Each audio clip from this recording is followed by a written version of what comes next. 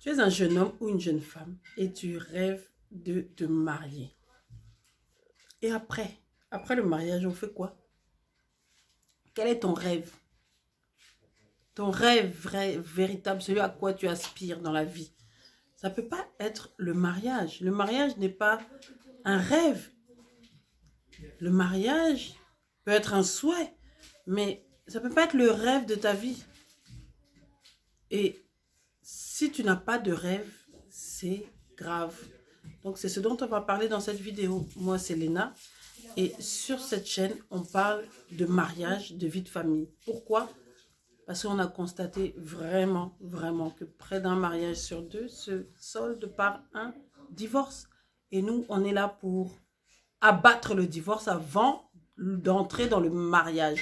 On est là parce qu'on a envie de bâtir des mariages solides, des mariages qui triomphent, des mariages qui durent. Parce que c'est ça la destinée du mariage. Il est fait pour durer. À l'origine, c'est comme ça. Donc, ici, on est là pour se donner des conseils, des astuces, dans le but que toute personne qui veut se marier puisse être informée, formée, équipée pour aller dans l'aventure du mariage. Et aujourd'hui, on parle du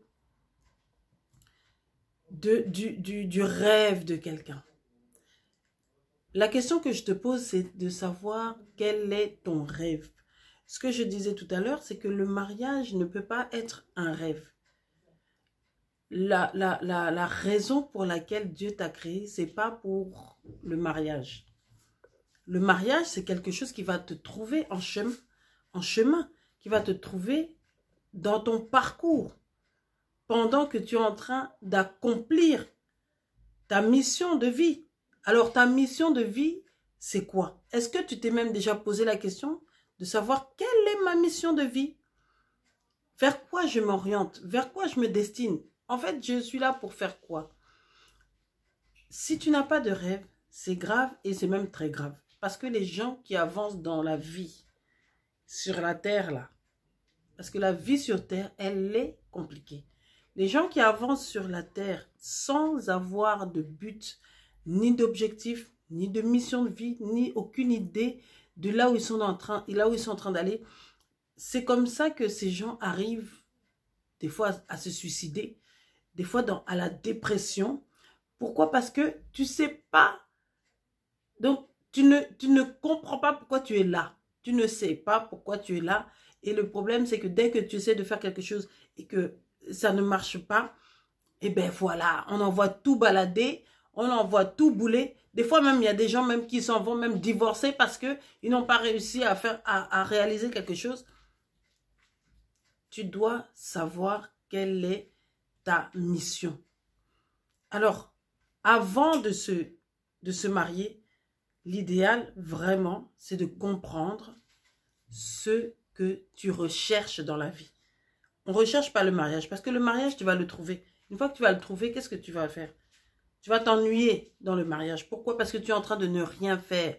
Tu es en train de ne rien chercher à réaliser. Bon, tu vas peut-être chercher à acheter une maison parce que il y a des gens, leur rêve, c'est d'acheter une maison. Mais une fois que tu auras acheté la maison, tu penses que ça, c'est une destinée? Acheter une maison, ce n'est pas une destinée. Ça ne peut pas suffire à te combler. Ce que tu as besoin, c'est de savoir là où tu vas. C'est de savoir pourquoi tu as été créé, pourquoi tu es là, pourquoi tu marches sur cette terre, pourquoi d'autres sont morts avant toi, mais toi, tu es encore là parce que tu as quelque chose à faire. Donc, la première des choses, c'est de chercher à savoir ce que tu fais là. Comment faire pour trouver ce que tu fais là? Eh bien, déjà, la première des choses que moi, je vous dis toujours, c'est de s'en remettre à Dieu, à ton Créateur, à l'Éternel. Bon, moi, c'est Jésus-Christ. Mais en tous les cas, la vérité, c'est que tu dois t'en remettre à Dieu. Parce que c'est lui qui t'a créé. Et dans la Bible, il y a même un passage qui dit « Car je connais les plans que j'ai formés pour toi ». Ça veut dire que Dieu avait formé des plans pour toi. Alors, moi, je ne te dis pas que tout est écrit comme ça, que voilà, tu vas faire ça, là, tu vas mettre le pied comme ça, tout ça, c'est écrit. Non, ce n'est pas ce que je te dis. Mais ce que je suis en train de dire, c'est que quand tu soumets ta vie à Dieu et que tu lui confies ta vie en lui demandant de t'orienter, tu seras orienté petit à petit, tu vas savoir vers quoi tu étais prédestiné. Donc, il faut commencer par t'en remettre à Dieu qui t'a créé. Ça, c'est moi, ce que je pense et ce que je crois fermement. Il faut t'en remettre à Dieu qui t'a créé. La deuxième des choses, donc pour ça, ça demande de passer du temps avec Dieu. Cherche à connaître, si tu ne connais pas encore Dieu, cherche à connaître Dieu. Si tu as une Bible, commence à ouvrir ta Bible et commence à connaître ce Dieu dont on parle. Donc ça, c'est vraiment la première des choses à faire. Demande à Dieu, Seigneur, qu'est-ce que je fais là? En fait, j'ai compris que j'étais là pour faire quelque chose, mais qu'est-ce que je fais là? Tu vas commencer à passer du temps. Peut-être que tu n'auras pas ta réponse tout de suite, peut-être que tu l'auras tout de suite, j'en sais rien. Mais il faut que ça soit déjà le désir de ton cœur de connaître de connaître ta mission de vie, ce à quoi Dieu t'appelle sur cette terre. Déjà, le fait d'avoir cette volonté-là, ça va t'aider à trouver. Ensuite, après avoir fait ça, tu vas commencer à t'analyser, à analyser ce que tu aimes véritablement faire, analyser ce que tu fais depuis que tu es petit ou petite, ce qui te fait vibrer, ce que tu aimes vraiment. Commence à regarder, commence vraiment à observer ce que tu étais depuis que tu étais enfant jusqu'à ce jour. Commence à voir parce que je dis ça parce qu'il y a beaucoup de gens qui ne savent pas quel est le rêve. Il y a beaucoup de gens qui n'ont même pas se posent même pas la question de savoir s'ils ont un rêve, ils veulent se marier et après tu vas aller être ennuyeux dans le mariage parce qu'en fait, tu n'as rien à apporter, tu n'es en train de rien viser et on s'ennuie avec des gens comme ça. Je vous dis, on s'ennuie avec des gens comme ça quand tu n'as pas d'objectif, tu te rends pas intéressant. Donc, prends le temps d'observer ce que tu veux faire. Et une fois que tu as compris ce que tu avais à faire, c'est sûr et certain que tu vas trouver. Une fois que tu as compris ce que tu avais à faire, une fois que tu as compris ce à quoi tu te sens destiné, en tous les cas, tu commences à aller dans cette direction-là. S'il faut faire une formation, commence à chercher une formation dans ce sens. S'il faut, quel que soit le rêve, s'il faut faire, je ne sais pas moi, mais commence à poser des actes en direction de ce rêve-là. Quand tu auras trouvé ce rêve-là aussi, tu mets ça en prière.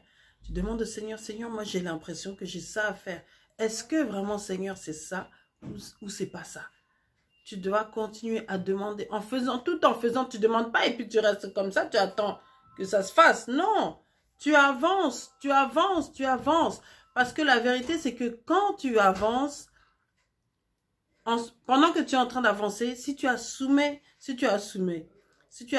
ton chemin à Dieu, il va t'orienter. Donc, c'est ce que tu dois faire. Après avoir trouvé, tu commences à poser des actes. Tu commences à chercher ce qui va t'emmener vers cette destinée. Pour un domaine, il y a beaucoup de possibilités. Moi, je suis créatrice de mode. Je suis en fait dans les métiers de l'habillement. Et il y a j'ai énormément de possibilités. Donc, petit à petit, c'est à toi de prendre le temps d'analyser les choses, d'observer, de voir dans quelle direction ce serait mieux, de quelle manière toi tu peux apporter ce qu'il y a à l'intérieur de toi. Parce que tout ça, ça dépend bien sûr de ce que Dieu a déposé à l'intérieur de nous. Il y a quelque chose qui est en toi que tu vas développer. C'est ce quelque chose-là qui fait que toi tu aimes ceci ou toi tu aimes cela. C'est ce quelque chose-là qui va t'aider à t'orienter. Bien sûr, quelque chose de sérieux que tu penses que tu peux amener à monétiser, à en faire ton métier, à en faire, voilà, une activité. Et pour ça, il faut vraiment ne pas être limité dans sa tête. Il faut vraiment se permettre de penser, de voir grand. Et en fait, une fois que tu auras trouvé, moi je peux t'assurer que quand tu auras trouvé l'idée, quand tu auras trouvé ton rêve véritablement, le rêve vers lequel tu as envie de marcher, le rêve vraiment qui te fait vibrer, le rêve qui te donne envie vraiment d'avancer. Déjà, tu vas te sentir mieux dans la vie. Tu auras moins de déprime parce que c'est vrai que ça demande, accomplir son rêve, ça demande de la détermination de toutes les façons. Mais quand tu sais que tu es en train d'aller quelque part, tu as envie d'arriver à ton objectif.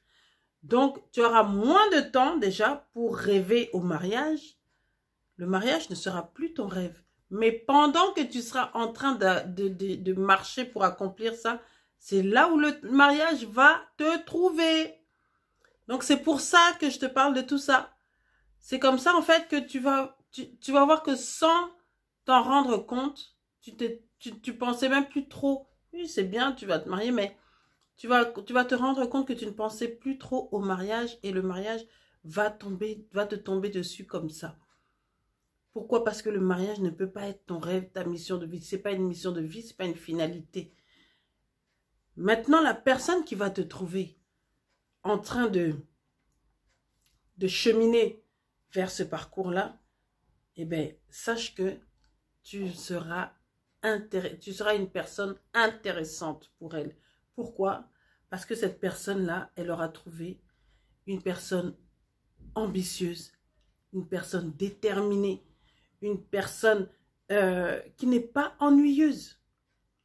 Et moi, je trouve que, mais je sais pas, pour vous, moi, je trouve qu'il n'y a rien de tel que quelqu'un d'ennuyeux, quelqu'un qui ne sait pas où il va, pour même si c'était un prétendant, quoi, pour ne pas s'intéresser, quoi.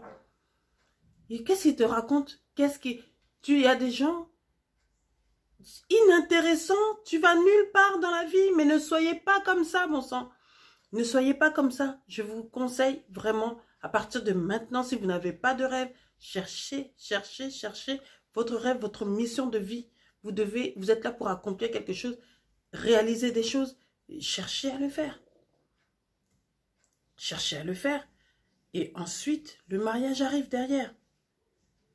Voilà. Donc, vous allez être une personne super intéressante si vous êtes une personne qui poursuit un objectif, une personne déterminée à atteindre cet objectif, une personne qui pose des actes pour atteindre cet objectif. Et la personne qui viendra vous trouver, très certainement qu'elle va embrasser justement votre vision. Elle va certainement vous accompagner dans ce sens. Donc, soyez quelqu'un d'ambitieux, soyez quelqu'un de déterminé, soyez un battant, une battante pour arriver à ce que vous voulez. Défocalisez-vous de cette histoire de mariage et vous allez voir que les choses vont se passer mieux. Vous allez être mieux dans votre peau, dans votre vie. Vous allez découvrir